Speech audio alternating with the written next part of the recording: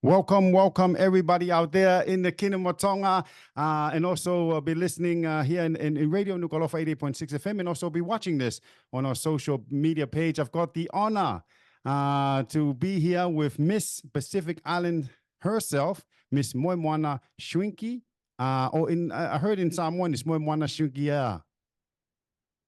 Yes. Probably before we get into our interview, I know you were just here in the Kingdom of Tonga. How did you like it here? Yes. Malo lele, talo palava, malo lava le soifua moa, malelangia mama. Thank you very much for having me on the show this morning.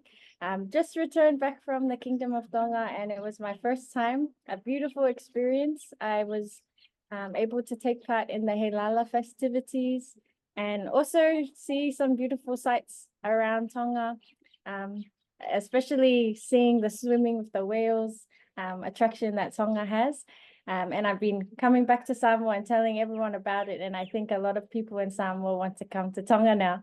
Probably my next question is, I know you mentioned that you took part in our pageant, Halala Pageant. Probably my next question is, what did you think of our Halala Pageant here in Tonga? Yes, I've always heard stories about the Miss Halala Pageant, but seeing it firsthand was a really cool experience. There was so many beautiful contestants, very intelligent, strong, talented women, and just being able to be there and see them in person and see the competition was very hard and very close, but the newly crowned Miss Halala, I'm sure she will do an amazing job serving the country. But I'm also very close to the former Miss Halala, Sitita Vainuku.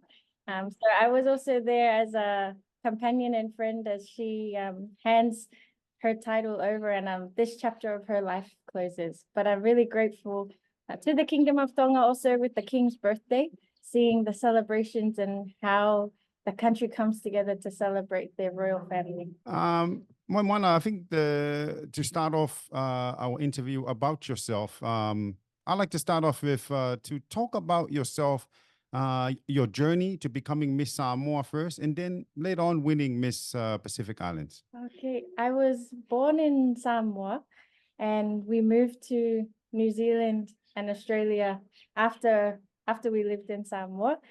In Australia, I was the only Samoan Pacific Islander in my primary school. And then in my high school, it was just me and another Tongan girl. So I was always in spaces that I didn't feel like I quite fit in, didn't always feel like I belonged.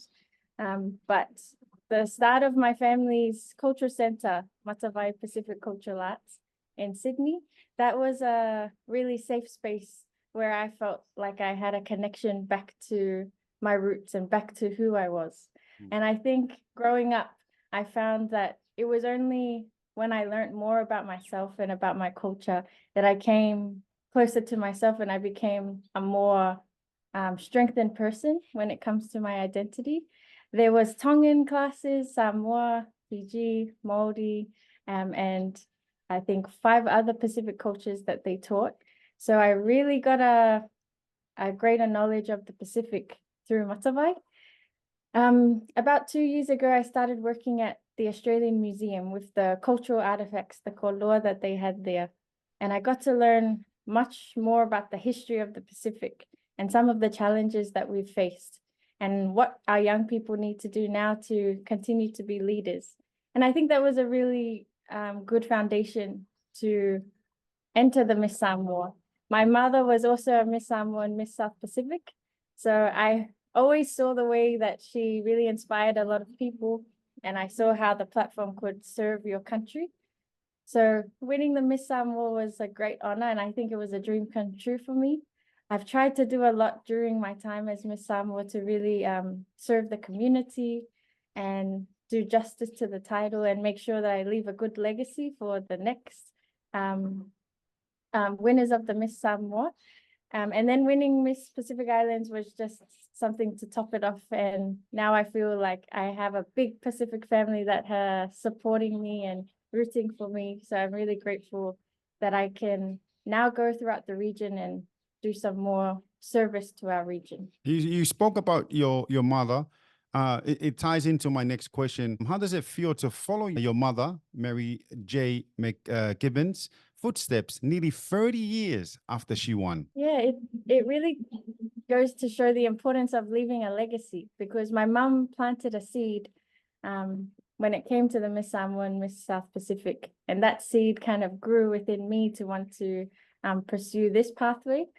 I think when my mum did the pageant, and for a lot of the winners of that time, even for the Miss Halala back then, it wasn't just a beauty pageant. It was so much more than that. It was a platform to celebrate our cultures. And I remember in my mum's time, there was over 15 contestants. There was a lot more representation from around the Pacific. So I'm hoping that we can bring the platform for the Miss Pacific, especially to have all of our countries in the region be represented one day. But I feel very honored and grateful to Mum that she's taught me the important qualities of being a Pacific woman, and hopefully I can pass that on to when I have children into the future, when I have a daughter of my own, passing on those qualities that my mom passed to me. Before I get into the next question, I just have something that I just heard this morning from my wife. When your mother was going for Miss South Pacific, she was chosen to be one of the little girls that hold the contestants' hands, and she remembered a lot of people fighting to see who was going to get to hold your mother's hand. So just a little. Oh, wow. Talk about being inspired or inspiring the youth. It was something that still resonates with my wife up to now, 30 years later. Oh, wow. I didn't even know that, but I know that Mum came to Tonga for her Miss Pacific. The next question I have is you're also known as the few females that perform the sivafi or fire dance in the world. What inspired you to learn the art form? And to follow this question is what also inspired you to perform it as your performance in the pageant? Yes, I think it was the foundations at Matavai. So my father led the sivafi classes. He was a sivafi dancer himself, but he wasn't able to pursue it further for personal reasons. So I think he enjoys teaching more. So he teaches Samoan, Pataupati and Tiva Samoa, but also the sivafi classes. I was one of only few girls in the class when it first started. So sivafi is mostly the boys and men perform it in Samoa, and you see it throughout the Pacific. So I thought of it as a challenge. I used to grow up hearing the legends of Nafanua. That's our female goddess in Samoa. And I knew stories about how she battled with weapons. So I always thought, oh, why can't a woman do something like this? Why can't a woman possess herself as being strong and fearless, just like the men? And I think that was like the thing that made me want to learn sivafi even more. As I grew up, I experienced my own personal hardships and challenges, and I think it was the sivafi dancing that really helped keep me strong and keep me occupied. And eventually I went on to compete in the World Fire Knife competition. And I think I competed with a group of 7 or 8 girls in Hawaii at the Polynesian Cultural Center. And I was really blessed to work hard for the 2nd place. And hopefully one day I can go and compete again, because it is something that really pushes me out of my comfort zone. But I also took that as my talent for the pageant in Miss Samoa and Miss Pacific. And I think it was, celebrated by a lot of people, because it's something different to see a woman performing with fire. And it's so true. I think we take it for granted that performance like these and how it resonates, not just with the community as in the Pacific community, but resonates with the youth. And it ties into my next question, but I remember, and also another personal story is my sister.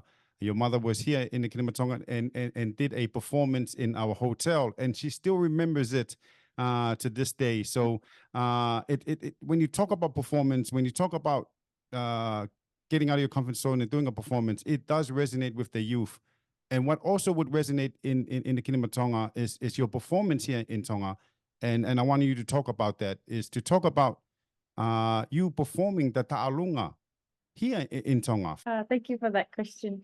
Yes, I have been learning like in books, but also in practice, information about the Tongan ta'alunga since I was probably 14 or 15, just because of the cultural center that we had in Sydney. I was blessed to learn by a few different Tongan tutors, but mainly Lesiedi Emilio, who took the group of Matavai performers to Tonga. So I've actually, since I was in my teenage years, been part of the performance group with the Tongans that would perform for our shows in Sydney, for weddings, for different events in Sydney. So I've been able to keep practicing and perfect the taulunga that is different to Samoan taulunga, where the Samoans, we glide across the stage, but in the taulunga, it's mainly in your small space that you dance. But I was really grateful. I wanted to dance the taulunga in Tonga because I wanted just to show my love and appreciation to especially my Tongan friends who have been so important in my life. So I wanted to perform so I could show Tonga, like, this is how much I appreciate being here. And I think it's really important for the youth to try and learn as much as they can about not only their own cultures, but the cultures of the Pacific. Papua New Guinea, Micronesian islands, there's so much to learn and gain learning from the Pacific. Your answer ties into my next question. How do you think your role as Miss Pacific Island will influence the perception of Pacific Islands culture and tradition? This is definitely a platform to preserve, to promote, and to perpetuate our Pacific cultures. It's about being a female ambassador for the rest of the Pacific women and girls, but also boys and men, to showcase that we need to hold onto what is uniquely ours, and that's our culture.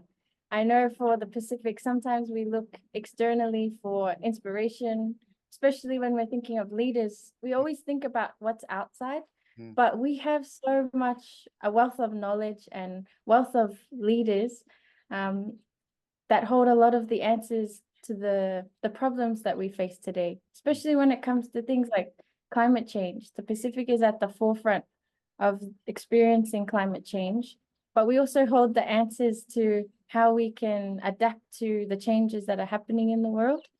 And we only have to look into our history and our legends to know about these treasures. So when we think about Tonga and the history of performing arts, we think of Queen Salute and the legacy that she left behind. And she's such a positive role model for Tongans, but also Pacific women, for the way that she preserved and promoted culture and arts. You talk about the treasures. What aspect of your Samoan heritage or your treasures in Samoa do you hold most dear and would like to promote during your reign? There's so many aspects that make a Samoan. For me, I've always been into the cultural arts component, the music, the dancing, the weaving, the tangible cultural artifacts that we have, but also the importance of language, Ngano Samoa.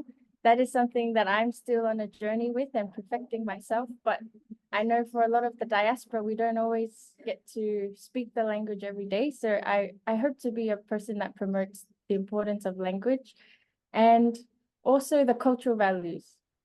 I think our cultural values like love, being humble, being respectful to everyone, our elders, young people, the environment, is a good compass and way to live our lives. I think that's what I hold most dear about being Samoan. I think also by being Pacific Island or Islanders, it's our relationship with our mother. So I'm going to go back to the mother-daughter legacy that is with you and your mother.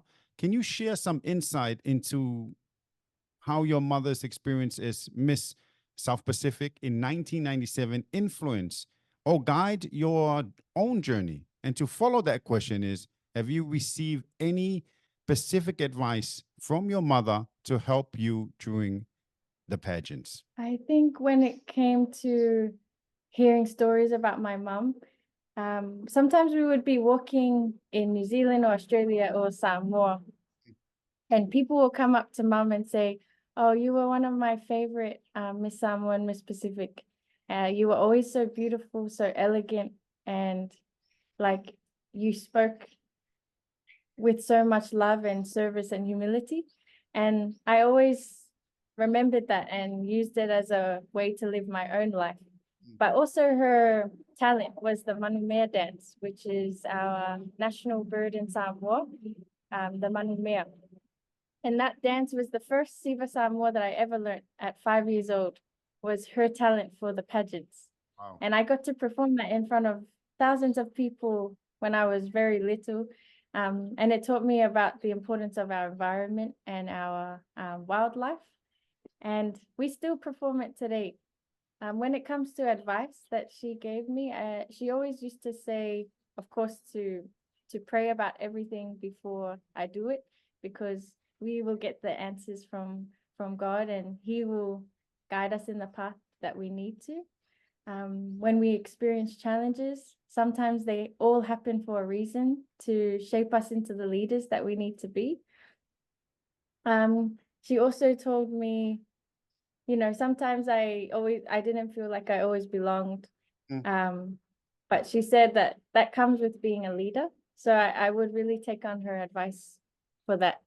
But lastly, she always reminded me that everything that I needed was already inside of me, already within me, because of our ancestors and the qualities they have. They live on through us.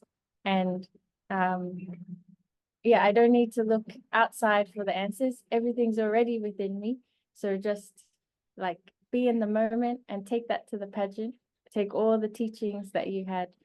Yeah, it wasn't just a pageant journey for me. It was learning more about myself and trying to make my family proud. Moemoana, you spoke earlier about you as Miss Pacific Islands using it as a platform to preserve and promote our Pacific culture. Is there any particular causes, projects that you're passionate about and plan to focus on during your reign as Miss Pacific Islands? I've really focused on dance, especially with the kids and young people. So in Samoa, I started this initiative last year, which I called Tafsila Fa'i. And Tafsila Fa'i is one of the weapons that our goddess Nafanua used to use in our Samoan legends. And I titled it Tafsila Fa'i because I wanted the kids to be strengthened by learning the art form of Sivafi. So we've had hundreds of kids come through. We brought the classes to Upolu, which is where I'm living now, but we also took the classes to Sava'i, which is more rural Samoa, and you know they don't always get the experiences to learn different cultural arts. So taking it to Sava'i, where my mom's village is, was a really special time for me, and we got to go to the villages and show the kids how to Siva Samoa, perform Sivafi. And hopefully one day I can go back there and maybe we can do it with fire or learn new skills. But I also hope to take this to the rest of the Pacific region too, because I think it built a lot of confidence in me. What have been some of the biggest challenge you face on your journey to becoming Miss Pacific Islands, and how have you overcome them? I think there's little challenges that happen here and there, but I think the main thing is when I tell young people that not everyone's going to clap for you and not everyone's going to be 100% supportive. So you have to make sure that you have people around you that are genuinely supportive of your journey. Yeah, another thing is, especially with the pageants of the Pacific, we can face some scrutiny or judgment. But I take this as a lesson, because they're a very small amount of negativity compared to the big support that's in the Pacific. So I don't focus too much on the negative aspects. I try and really just look to the people that are really supporting me. Other challenges are, you know, maybe you won't be under good leadership all the time. So you need to yourself know what a good leader looks like and identify that. But it all comes with learning, and I'm still learning as well. You spoke on looking at people that support you. Who are some of the key people who have supported you throughout this journey? It's definitely my parents. My mom and dad have really been there every step of the way, even though I'm living away from them right now. My grandmas, my family, my villages here in Samoa, Samoa as a whole, and people in Tonga. Just recently on my trip, I had so much support from Tonga, so I'm really grateful, and also the rest of the Pacific and our diaspora in the world. What are your future plans following your tenure as Miss Pacific Islands? And follow this, how do you envision leveraging this experience to further your personal and professional goal? I think moving into the future, my key areas of focus are definitely climate change, environment, cultural preservation. But I also want to do more advocacy on the health promotion in the Pacific, because, yeah, the Pacific is facing a lot of different health challenges in our own countries, and we need to keep advocating our young people to, identify, especially when it comes to mental health and well-being. I want to keep doing projects that keep unifying our Pacific region. We are so much stronger when we are one Pacific family. But in Samoa, the classes that I do with the dancing, and I'm making a upcoming short film.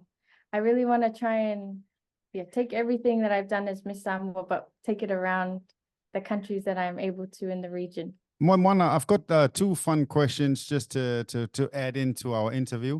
Probably my first one is, if you could perform the Siva Afi or fire dance anywhere in the world, where would it be and why? I wish that there was another opportunity to have all the Pacific in one space again. So when we just did FestPac, to have all of the Pacific Islands there was like probably the ideal place I want to perform Siwafi, so that I can showcase to the rest of the Pacific. That will probably be where I would want to. And the second one is, this is going to be a big one, and you might have to, it might be the hardest question you're going to answer, is which Pacific Island destination would you recommend to someone who's never visited the region before? You have to be careful with this answer. I know, this is a hard answer. I have to be diplomatic because I'm the Yes. Miss. Honestly, I always go to a new Pacific Island and then I think to myself, oh, like this is my next place that I call home. And then I go to another island and I find my other favorite features of it. Of course, I'm probably biased when I say Samoa, but when other than Samoa, that is very beautiful. Tonga had beautiful attractions. I've been to Hawaii, Tahiti, Cook Islands, learning about the Melanesian countries and Micronesian countries. I think it's hard to answer that because when you go to a new Pacific island, it still feels like home and you still feel like the warmth from people, but the land features are different. And there's so much to offer. So sorry, I can't answer your question. It's a good answer. It's a good answer. I think that answer is going to be acceptable from everyone that's going to be watching or listening to our interview. We're coming on to our last question, Moemoana. What message or piece of advice would you like to share with young women who inspires to participate in pageant and, most importantly, in advocacy work in the Pacific? Working with a lot of young women, I can see that the self-confidence is a big obstacle and challenge, to believe in yourself, especially when you come from like a small village, and you want to step up into a big platform like a pageant. I would really just encourage you to believe in yourself. Like the way that my mom tells me, everything is already within you. God lives within you. Your culture is within you. And it's only a matter of continuing to learn more about your culture and yourself, And stepping up into places that might be scary, like a stage, is a perfect place to test your abilities and reach your full potential. I never was a very confident person. I was kind of an introvert growing up, but I've been able to really grow as a person, get better with my public speaking, with my service, with so many aspects that, yeah, are getting better as I've joined this platform. But also, we need to keep on encouraging younger and future generations of girls and women to continue our culture and preserve it for generations to come, especially when we face threats like climate change. We need to make sure that it lives on for eternity, that no environmental destruction can ever wipe out our cultures. And I think the pageant is a perfect place to advocate for what you believe in. Thank you very much. And you've just heard it, Miss Moemoana Schwenke, or in Samoan, Miss Moemoana Schwenke. And Miss Pacific Islands, thank you for your time with us this morning. And best wishes from the whole of Kingdom of Tonga for your journey as Miss Pacific Islands, and we'll be watching. Having said that, probably just going to ask you quickly, where can we right now watch your journey and your reign as Miss Pacific Islands? Oh, yes. On Facebook, on Instagram, my page is Moemoana Schwenke, but I also update on the Miss Samoa and Miss Pacific Islands Facebook pages. So follow on the journey, and I try and update every day to show the different things I get up to as a Miss Samoa and Miss Pacific. But I would like to say mahaloa pito, whaftai tere lava for your time and for your support. And I really enjoyed the interview. Thank you. Yeah, thank you very much, Mahalo Apito. And I hope all the best in the future. Mahalo Apito, Moemoana Schwenke. Mahalo Apito, Miss Pacific Islands.